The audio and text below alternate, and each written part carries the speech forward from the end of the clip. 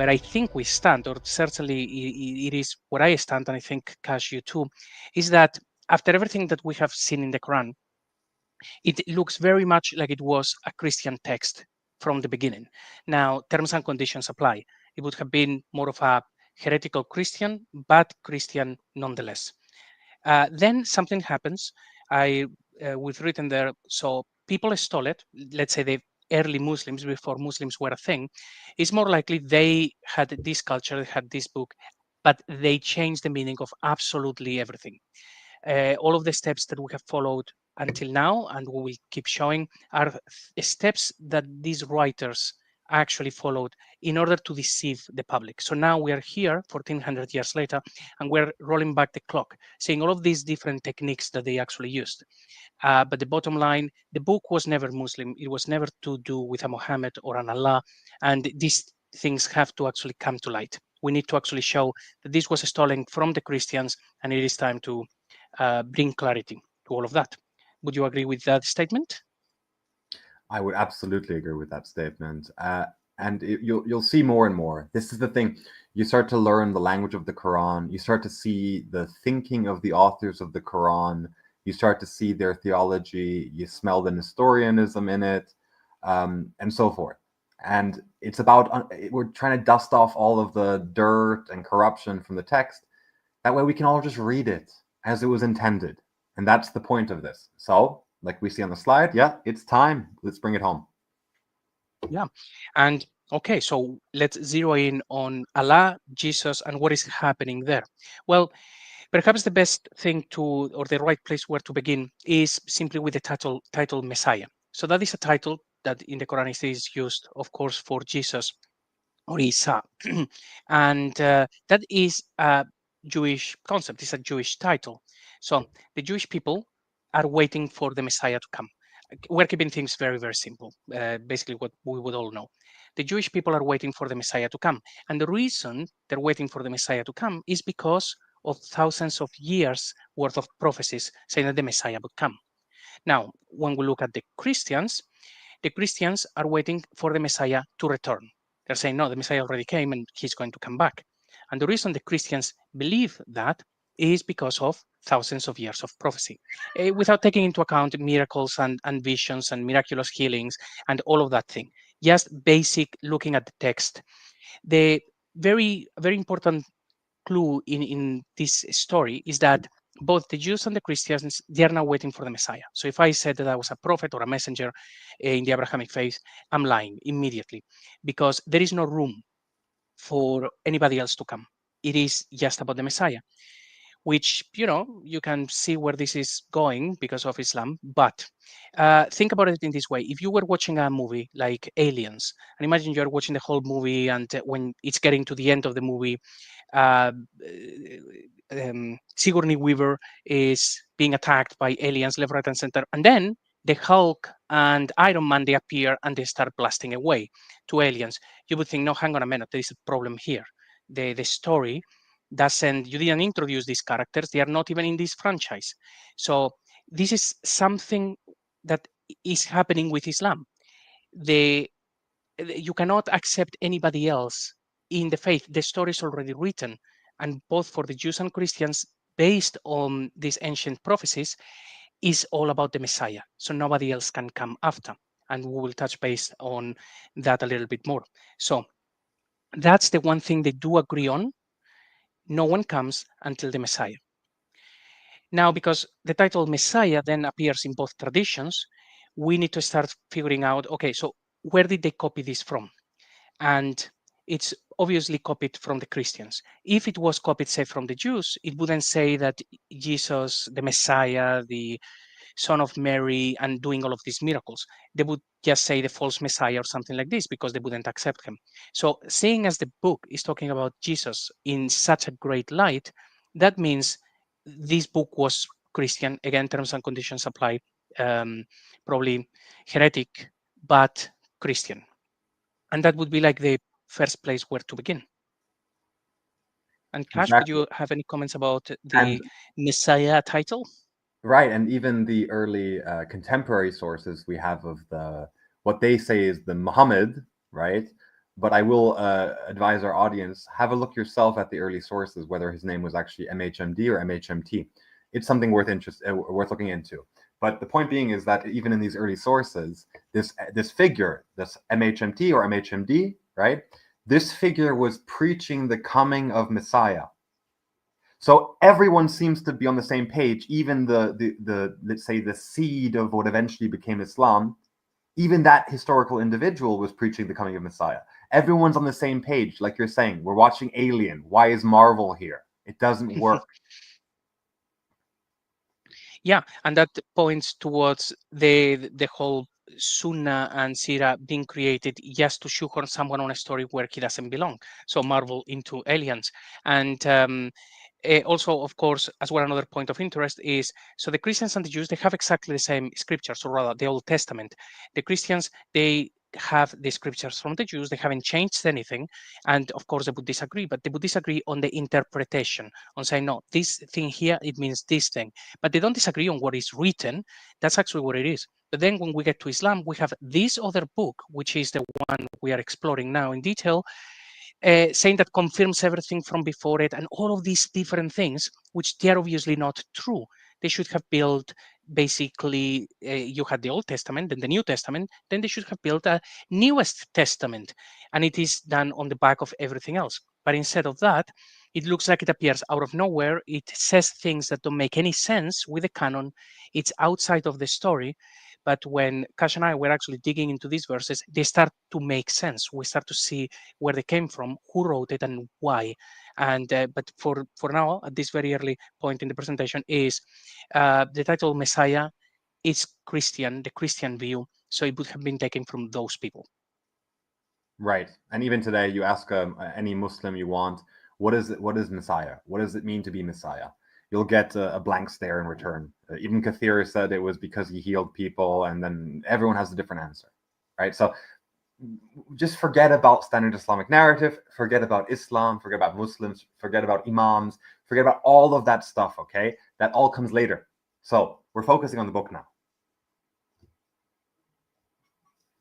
And so the question then becomes, okay, Jesus is Messiah. So what exactly do we have in terms of Christology in the text? Who is Jesus? What is his nature? What is the nature of Messiah, Christ, or Christology? Is he a prophet? Is he God? Is he both? And that's the question we're going to explore today. We're going to be doing a level of recap. There are lots of things that we have explained before. Unlike this, we don't have to go through the whole thing again. But just to show, for example, a few things we have shown in previous videos and live streams, show very clearly that the Quran says things. Of course, it tells stories, but the stories that we read, they are not the stories in the Quran. We're reading the standard Islamic narrative. So we have, for example, this video on the channel that we show that the night journey just doesn't happen. This is a very well-known even apologetics argument now. I've heard it from David Wood, Odon LaFontaine, Christian Prince, and I'm sure that there are lots of others saying that. So the night journey never happened.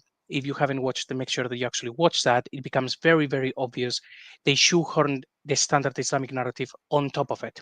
So the book says things, but what we read is something different. And Kash and I were trying to peel away those layers to understand what story actually was originally written there before they told us a different story, and our brain replaces that. So the night journey is a very basic one on that. Another one is Sharia. If you go through the verses that talk about Sharia, you will see it's not talking about Islam or the Quran or anything of the sort. It's talking about the Jews and the Christians having disagreements, and as a result, people were put on the ordained way, which is because of the coming of Jesus, Sharia meaning Christianity. We also spoke about the Islamic dilemma, a very, very good topic that everybody really absolutely loves. But we took the approach of the Islamic dilemma is not in the Quran, it's in the standard Islamic narrative. The Quran keeps saying that something was sent down, confirming that which was before it. But every time it means Jesus or the Injil confirming the Torah. At no point it means the Quran confirming the Torah and the Injil, because it doesn't.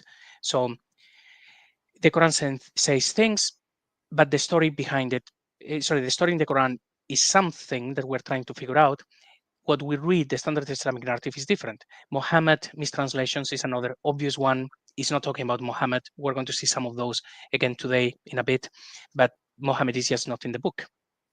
Another one, which I really like this one. It was such an old video that is only 2 minutes long. So if you haven't watched it, make sure you watch it later.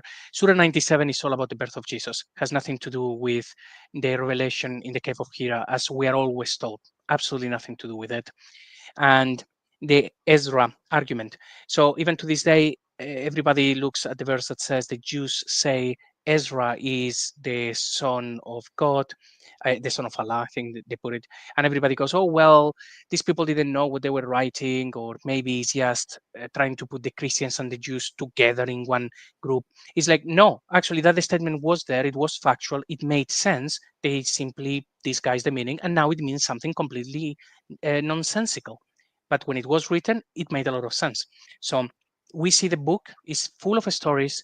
Those stories are not what we are reading, but we want to make sure that you watching this at home, you really take the Quran very critically. Like the stories that we've been told are in the Quran are most of them not there. The stories are very different, and we've shown plenty of examples before.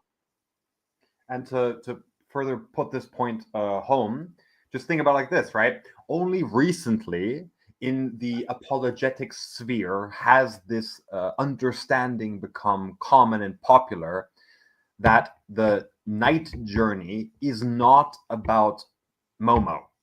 It is either, and we can argue about, it's either about Abraham or about Moses, right? Because we have two traditions that could match it, but there is no Momo. So think about it like this, right?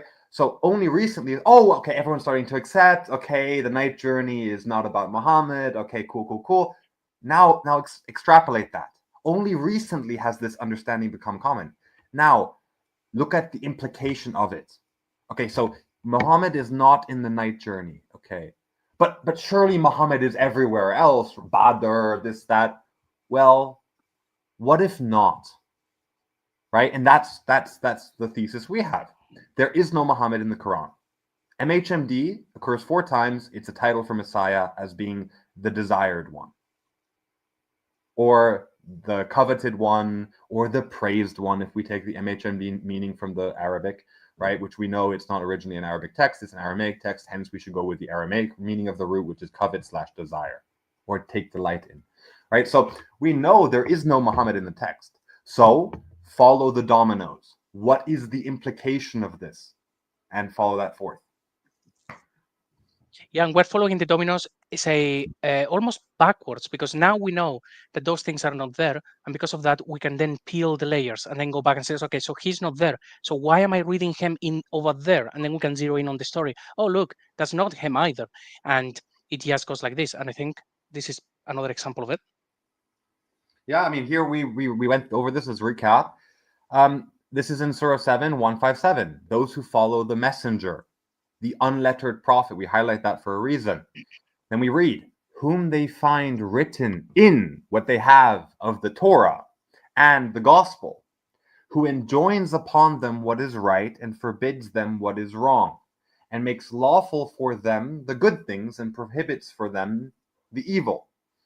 And prohibits from them the evil and relieves them, this is crucial, of their burden. Burden, we have verses like no burden will be put on another burden, or no one's burden will be.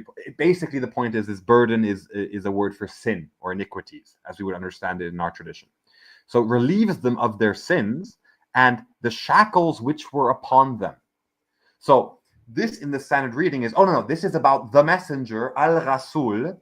We all know that's Muhammad. We're talking about Islam here, guys. Come on, it must be Muhammad. And then furthermore, oh, he's unlettered, he's illiterate, unlettered prophet, so forth, so forth. But if you just read the content of the verse, who is the person who relieves people of sins? No one can do that but God, right? Okay. Everything in here is Jesus, right? The only way you read it as Muhammad is this idea of forcing it, as we see in Da'if International here, Sahih International, fine. We see the unlettered prophet. That's the way you read Muhammad into the verse, but he's not there. right? And then we continue. So they who have believed in him, honored him, supported him, and followed the light which was sent down with him. It is those who will be successful. Now, tell me, was Muhammad sent down from heaven? Well, we see that in the Sufi traditions. Why? Because they're reading a text about Jesus and they're trying to rationalize what they're reading in the Arabic plain text, which is saying that he came from heaven. Of course, now we're Sunnis, we don't believe that. We read the standard Islamic narrative, we have hadiths, right? We can kind of run away from what the verse actually says. Now tell me, the light, what is this light in question? Is this the message? Is this the Quran? Well, did Muhammad come down from heaven, hand on the Quran? Like, what's going, like, clearly the Rasul, the messenger in question here, is Jesus. What do you think, JC? I think, yes, even by reading someone is in the Torah and the gospel, you just go, yeah, that's Jesus. It's like, who would make such a statement when you think, okay, standard Islamic narrative says, no, that's our guy. It's like, but your guy is not in the Torah and the Injil. I mean, we have just discussed as well. Everybody, the Jews and the Christians, are waiting for the Messiah. There is no prophecies of somebody coming after. And let's not even begin with the whole Mahmadin, because I don't want to get upset. It's not there. The messenger, Torah, gospel is like, yeah, didn't you read the next things? Is really a very clearly description of Jesus. And the light, well, even if we stick within the Quran, because there is a problem with what did they really think about Jesus? It seems like they think that he was Rasulullah, he was Ruh, and he was a spirit. So maybe these people believe that Jesus is the messenger, and then he has the Ruh, the spirit with him, or maybe it just means the word, that the messenger is like his physical form, and then what he has inside, instead of having a soul, is the word. But in any case, if you try to put this together with the standard Islamic narrative, they have done an incredibly poor job. But you see how everything began, because they have this verse and they have to shoehorn their guy. So lo and behold, now their messenger is unlettered. And he's like, but according to your own traditions, he was a merchant. He could not be unlettered. According to the Quran, was writing things down. So it just keeps contradicting each other. This is what happens when you tell a lie and then you try to cover up with another lie. In the end, you are going to run out of lies. And the Right. light, which those who followed the light which was sent down with him, you would have to interpret that as Jibril. Nobody saw Jibril. All that they saw was, whatever his name was, this handsome man that appeared to Muhammad when he needed a revelation. Yahya You know what I mean? al-Kalbi. Yahya It's al-Kalbi, like, which literally means John the dog.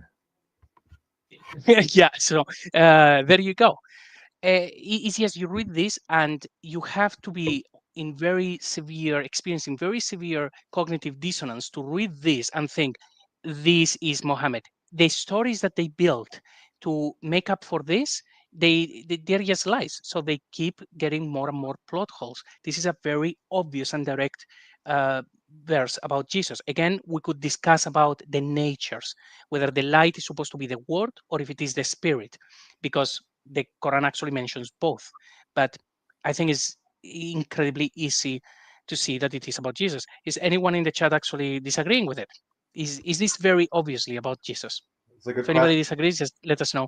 It's a good question. While we were checking, I want to also piggyback and reinforce that the whole idea of written in what you have of the Torah and the Gospel. This is actually a very important theological point that the author is actually making for the audience of Jewish people. And the point being made here is not that, we have the prophecies. Yeah, you could say, fair enough.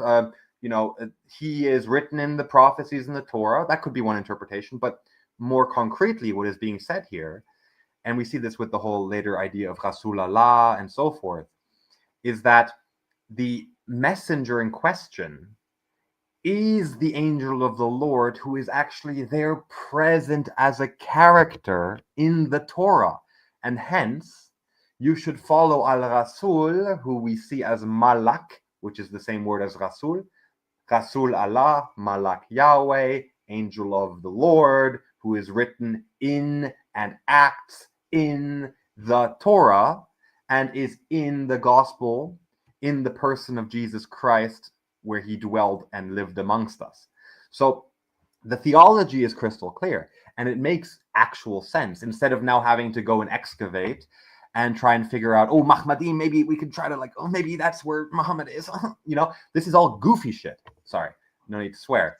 But obviously, this is talking about Christ, who is the angel of the Lord, who is in the Torah, and who is Jesus, who is in the gospel.